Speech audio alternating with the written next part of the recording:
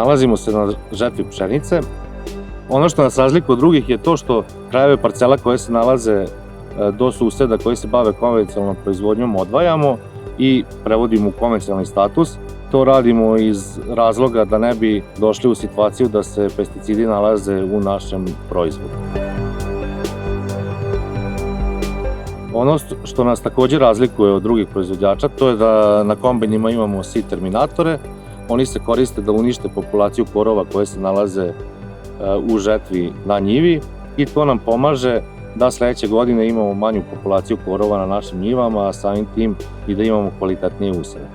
Cilj nam je da napravimo proizvodnju takvu da je samoodrživa, da ne koristimo inpute životinjskog porekla, da ne koristimo đubriva na našim njivama, da bi sačuvali životnu sredinu, a obezbedili kvalitetan proizvod za ljudsku ishranu koji će ljudi poželeti da koriste. Želimo da ostavimo budućim generacijama bolju zemlju nego što smo mi zatekli.